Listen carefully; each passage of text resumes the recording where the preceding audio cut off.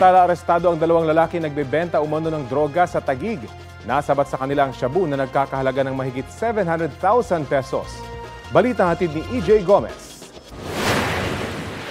Sa mismong bahay nila na corner at naaresto ng pulisya ang dalawang lalaking ito na sospek sa pagbebenta ng illegal na droga sa Taguig. Kayo ay inaresto namin sa salang pag-iingat at pagbebenta sa pinagbabawal na gamot.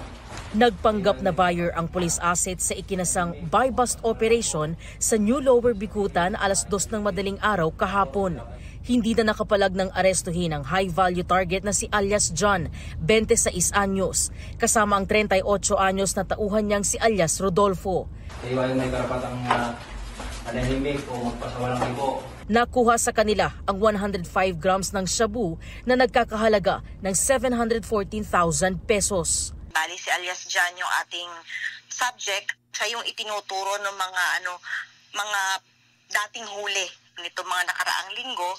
So tinutunto natin isa-isa yung nasa diagram na binubuo ng ating Drug Enforcement Unit.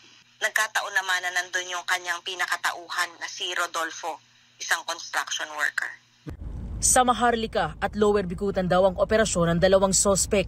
Patuloy ang investigasyon ng Taguig City Police kung sino ang nagbabagsak ng items sa kanila.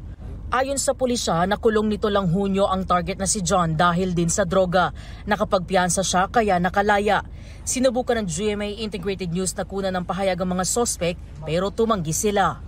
Nakakulong sa detention facility ng Taguig City Police Station ang mga sospek na nahaharap sa reklamong paglabag sa Republic Act 9165 o Comprehensive Dangerous Drugs Act of 2002.